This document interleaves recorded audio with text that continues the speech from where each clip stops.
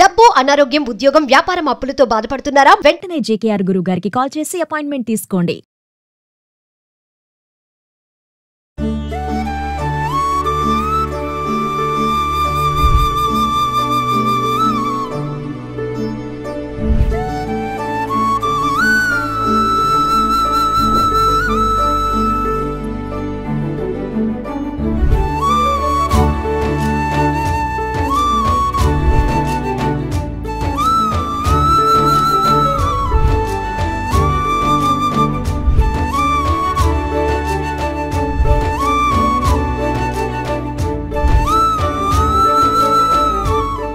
నమస్తే రమగారు. నమస్తే జయ.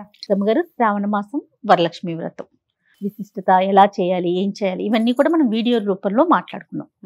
అయితే వరలక్ష్మి వ్రతం అనగానే అమ్మవారి అలంకరణ కదండి. ప్రధానంగా ఎన్నో కోకొల్లల వీడియోలు కనిపిస్తూ ఉన్నాయి. కొంతమంది కొబ్బరికాయకే రవికిల ముక్క కట్టుకొని దానికే ముక్కు, కళ్ళు అట్లా అన్ని అలంకరణ చేసుకొని ముఖంలాగా పెట్టుకొని చేసుకుంటారు పూజ. ఇప్పుడు ప్రతిమలు వచ్చేసినాయి. అవును, ప్రతిమలను పెట్టుకొని చక్కగా కొబ్బరికాయకే పెట్టుకొని అలంకరించుకోవడం ఒక విధానం. ఇట్లా రకరకాల పద్ధతులు. ఈ కట్టడంలో కూడా ఎన్నో రకాలు వచ్చినాయి రమ్మగారు. ఎవరికి వచ్చిన విధంగా వాళ్ళు అలంకరణ చేసుకొని మెథడ్ వాళ్ళది చక్కగా వరలక్ష్మి వ్రతం రోజు పూజ చేసుకుంటూ ఉన్నారు. అయితే గతంలో ఒకసారి మనం చూపించాం కదండి. అవును, పెట్టనది అంటే కలసానికి ఎట్లా మడత పెట్టాలో చూపించాము. కలసానికి చూపించాము. తోరం ఎట్లా ఎన్ని ముళ్ళు వేసుకోవాలి చూపించాము. అవును, ప్రతిమ చేయటం పెద్దగా ఎప్పుడు మనం చూపించలేదు. ఎస్, అందుకే ఈరోజు ప్రతిమ చూపిద్దాము. ప్రతిమకి అలంకరణ ఏ విధంగా చేసుకోవాలి, మీరు చేసే విధానం చూపించండి. సింపుల్, అందులో పెద్ద హైరాన్ ఏం లేదు. మనం ఈ కొబ్బరికాయకి వెనక భాగం పీచు ఉంటుంది కదా, దానికి కొంచెం ఇంత పసుపు ముద్దని ఇట్లా నొక్కి దానికి కొంచెం ముక్కు, కళ్ళు పెట్టి చేసుకోవచ్చు. అది వాళ్ళ ఇంట్లో ఉండాలి ప్రతిమకి. లేకపోతే ఇప్పుడు మనం ఏం చేయొచ్చు, ఒక బిందె, దాని మీద వచ్చింది చెంబు, దాని మీద ఒక కొబ్బరికాయ. ఇప్పుడు ముఖాలు దొరుకుతున్నాయి కదా, అలంకరించిన ముఖాలు దొరికితే ముఖం దాన్ని తగిలితే ఏమీ లేదు, ఒక స్వరూపం కనపడుతుంటే మనకి పూజకి దృష్టి బాగా వెళ్తుంది. దాని అంతే, ఎంత బాగా అలంకరించుకుంటే అంత బాగుంటుంది. ఇంత ఎత్తున చక్కగా పెద్ద పట్టు చీర కట్టి చేసుకోవచ్చు. చీర కట్టేస్తారట కీర్తి చెప్తుంది. అక్క నేను చీర మొత్తం కట్టేస్తాను అక్క, పట్టు చీర అంతా పెద్ద ఎత్తున. కొంచెం విగ్రహం స్వరూపం పెద్దది చేసుకుంటే అట్లా ఇక బుజ్జిగా కరెక్ట్ గా మనకి మన పూజా మందిరము, మన పూజ గది, మనకున్న ప్లేసు దాన్ని బట్టి కదా మనకి రోజువారీ మనకు అలవాటు. ఏటా మనం ఎంత చేస్తాం, అంత పెద్ద ప్రతిమ పెట్టడం నేను చెయ్యను. కొంచెం చిన్న సైజే, సుమారైన సైజ్ చేస్తాను. ఒక ఈ మా పూజాపీఠం ఇప్పుడు ఇంచుమించుగా ఏది ఉందా ఇంత ఎత్తు ఉంటుంది. ఇందులో పెట్టుకుంటే కరెక్ట్ గా ఆ పీఠానికి సరిపడా ఉంటుంది అనమాట. ఇక అంతే చేస్తా. మీరేం కడతారు రమ్మగారు? నేను వరలక్ష్మి వ్రతానికి చీర కొనుక్కుంటా కదా, బ్లౌజ్ కత్తిరించేసి జాకెట్ ముక్కని కట్టేస్తా. ఆ చీర మీద ఒక వేరే జాకెట్ పీస్, ఇంకో జాకెట్ పీస్ కొనుక్కొస్తా దానికోసం. ఆ చీర జాకెట్ అమ్మవారికి సమర్పించేస్తాను. ఈ కట్టిన బ్లౌజ్ ఉంది కదా, అది తర్వాత కుట్టించుకుంటాను. వరలక్ష్మి వ్రతానికి కొనుక్కున్న చీర ఏ సంవత్సరమో ఆ రోజు కట్టుకోను నేను. అదేలేండి, తర్వాత కట్టుకుంటా. అప్పుడు బ్లౌజ్ మాత్రం కట్టేస్తారు అమ్మవారికి. 3 వంతులు పట్టు చీరలే కొనుక్కుంటాను. ఏదైనా కొంచెం పట్టు కాకపోతే బార్డర్ ఉన్న చీరలే. అదేలేండి, ఆ 2 బార్డర్లు ఉంటే 2 బార్డర్ల రకంగా, ఒకటే బార్డర్ 2 సైడ్స్ ఉంటే ఆ రకంగా 2-3 రకాలుగా అక్కడ మార్చి కడతాను. తర్వాత దాన్ని వాడేసుకుంటా. ఇక ఇంతే, ఎప్పుడు ఎవ్రీ ఇయర్ ఇదే పద్ధతి.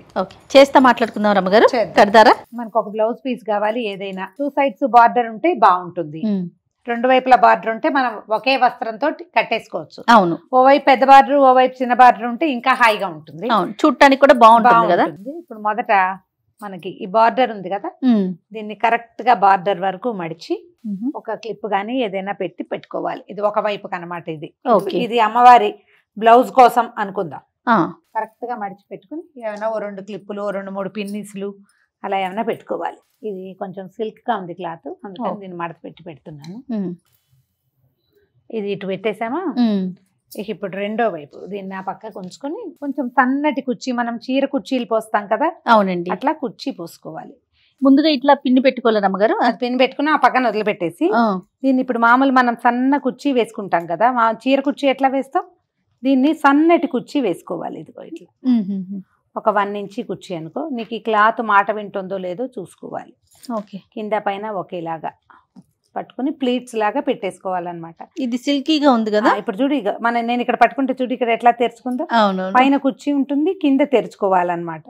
ఇప్పుడు బరక రకం క్లాత్ అనుకో, కొంచెము పట్టు అనుకో, పైన కూడా అవును అది నుంచుంటుంది. ఇది ఒక్క రవ్వ మెత్తగా ఉంది, మెత్తగా ఉన్నా మనకు బానే ఉంటుంది, ఏం పర్వాలేదు. ఇట్లా సన్నటి కుర్చీ పెట్టుకోవాలి. ఓకే, కొంచెం బరక క్లాత్ అయితే మీ మాట వింటుంది, సన్నటి క్లాత్ అయితే కొద్దిగా సతాయిస్తుంది. ఏం కాదు, వేస్తూ ఉంటే అదే వస్తుంది. ఇట్లా కుర్చీలాగా తీసుకోవాలి. కొంచెం సమానంగా కుర్చీ పెట్టుకుంటే సరిపోతుంది, కిందకి పైకి. ఎంత సన్నటి కుర్చీ పెడితే అంత బాగా వస్తుంది. ఏటా చేస్తూ ఉంటే మనకు అదే అలవాటు అయిపోతుంది. రమ్మగారు, కొంతమందికి ఈ అలవాటు ఉండదండి, ఓన్లీ కొబ్బరికాయ పెట్టి అమ్మవారి ముందు ఒక చీర పెట్టుకొని దండం పెట్టుకుంటారు కదా. ఒక క్లిప్ పెట్టు. ఏం రమ్మగారు, మళ్ళీ ఇప్పుడు ఈ సంవత్సరం పెట్టుకోవాలి అని అనిపించినా కూడా పెట్టుకోవచ్చు అంటారా? పెట్టుకోవచ్చు, మన ఇష్టం అమ్మా. మనం ఇప్పుడు ఏంటంటే ఏటా ఒక విధానం అవలంబిస్తే ముఖ్యమైన విషయం ఏంటంటే జయ, మన పిల్లలకి ఇది అలవాటు అవుతుంది. మన సంస్కృతి, మనం మన పద్ధతి నేర్పించాలి కదా. అవునులే, వస్త్రం కట్టడం ఇంపార్టెంట్. నువ్వు అది ఎలా కడతావు? ఈ రకంగా కడతావా, దీని బుర్గే ఇంకో సింపుల్ గా కడతావా, లేదా లంగా కుట్టేసుకుని మెషిన్ మీద చక్కగా ఇట్లా లంగా. ఒక సంవత్సరం అది కూడా చేసే, ఒకసారి కాదు 2 సార్లు చేశాను అట్లా. నేను ముందు రోజు సాయంత్రమే సూయింగ్ మెషిన్ మీద చక్కగా లంగా లాగా కొలతలు తీసేసి వెనక్కి తాడుపెట్టి ముడేసేయటం, పైనుంచి చక్కగా ఓణి, ఒక రవిక ఒక ఓణి, రవిక గుడికే బట్టను ఇట్లా వెనకాల క్లిప్ చేసి ఓణి వేసాం. అది కూడా చేశాను ఒక సంవత్సరం. ఓకే, మన ఓపిక సరదా. నేను అంటున్నాను, అసలు చీర కట్టే అలవాటే లేదు అనుకోండి, కానీ ఈ సంవత్సరం పెట్టుకోవాలనిపిస్తే పెట్టుకోవచ్చు అంటారా? ఏదైనా ఒక ఎత్తైన బిందె, పాత్ర ఏది కావాలంటే అది పెట్టుకోండి, కొంచెం ఎత్తుగా. దీంట్లో ఇంకొక చిన్నది, ఇదిగో చూడండి ఇట్లా. ఓకే, వీటిలో నీళ్లు గాని బియ్యం గాని ఏదైనా పెసలు నిండుగా ఉంటే కదలకుండా ఉంటుందండి. ఇంకా చిన్నవి ఇందే కూడా పెట్టుకోవచ్చు, లేదా ఏదైనా డబ్బా అయినా పెట్టుకోవచ్చు. మనకి ఇక్కడ కూర్చోటానికి అనమాట. ఇది ఇక్కడ కూర్చోవాలి మనకి. ఓకే, అంతే. ఇప్పుడు కరెక్ట్ గా కుర్చీలు పక్క పక్కకి సెట్ అవుతాయో లేదో చూసి పరిచేసేయాలి.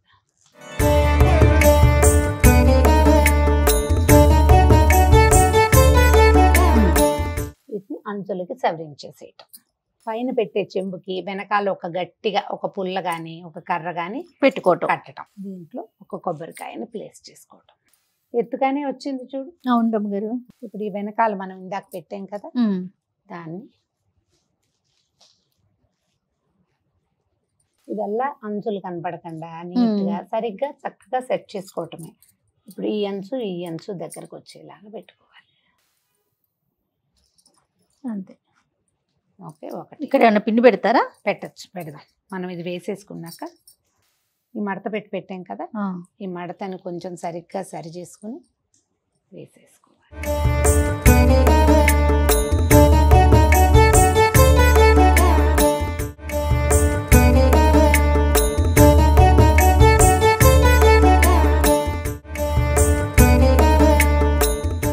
నడుం దగ్గరికి ఒక ఆభరణం, ఇక్కడికి ఇది నడుం కదా. అవునండి. ఇక్కడికి ఒక ఆభరణం, ఈ మెడ దగ్గరకు ఒక ఆభరణం పెట్టామంటే స్వరూపం తయారైపోతుంది అన్నమాట. అంతే.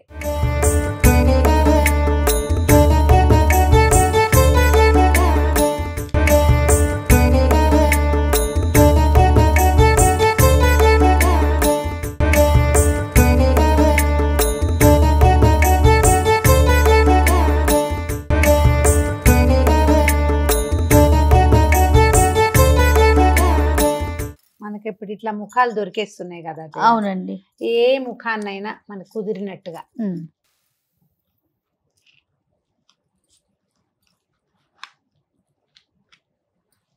ఈ కొబ్బరికాయకి వేసి కట్టేస్తాం. నేనేం చేస్తున్నానంటే జయ, ఈ రబ్బర్ బ్యాండ్ దారాలు వస్తాయి కదా, అది ప్రతిమకి వేసి కట్టేస్తా. అది ఏ కాయ కావాలంటే ఆ కాయ కరెక్ట్ గా సరిపోతుంది అనమాట. ఓకే. పువ్వులు వేయ,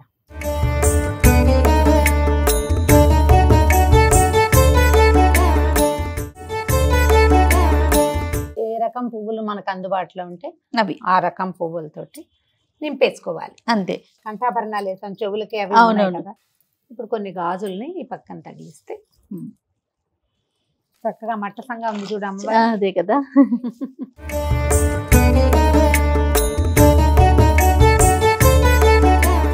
ప్రతిమని కదపకుండా మనం ఎక్కడ చేసామో అక్కడే ఉంచుకుంటే ఇట్లా సింపుల్ గా చక్కగా అయిపోతుంది. అలంకారం చేసుకోవటం మనకి పూజకే కదా. అవునవును. చక్కగా వీటి మీద బాగా నీట్ గా చక్కగా పువ్వులు అవి అలంకరించుకుంటే సాయంకాలం పేరెంటాలకి వాటికి బాగుంటాయి.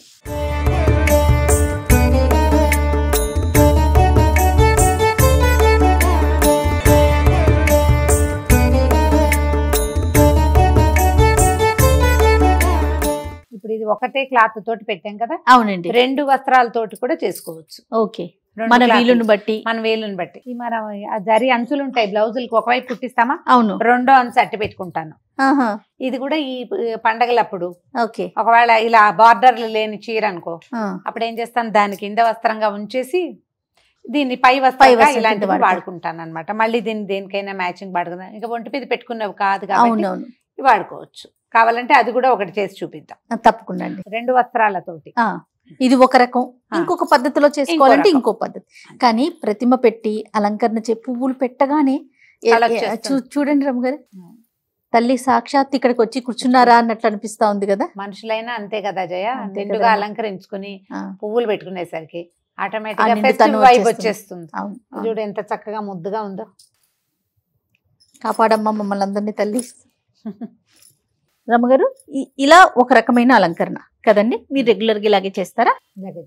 చాలా బాగుంది రమ్మగారు, తల్లి నా అద్భుతం. దగ్గర వెండి ముఖం, ప్రతి సంవత్సరం ఆ ముఖ అదే ముఖం అమ్మవారి ప్రతిమ అదే పెట్టుకుంటాను. ఓకే. దానికి ఏంటంటే ఒక చిన్న ఇట్లా హుక్ లాగా ఉంది, ఆహా. కరెక్ట్ గా కొబ్బరికాయ తలకు కూర్చుంటుంది కదా, దానికి అందులో పెట్టుకుంటారు. పెట్టేసి వెనక్కి ఇట్లా కొంచెం దగ్గరికి కట్టేస్తాను. ఓకే. మిగిలిన వ్యవహారం అంతా ఈ బంగారు నగలు అదే ఉన్న బంగారం అంతా తల్లికి అన్ని ఆవిడకే పెట్టేసి నేను ఒకటి నల్లపొసలే వేసుకుంటాను అనమాట.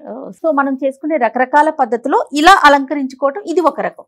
మీకు ఎవరికి ఎట్లా వస్తే అలా అలంకరించుకొని మనస్ఫూర్తిగా ఆ తల్లిని కొలవటమే ఇంపార్టెంట్. అంతే కదా రమ్మగారు? అంతే. రైట్, మరో వీడియోలో మళ్ళీ కలుద్దాం. నమస్తే అండి. నమస్తే.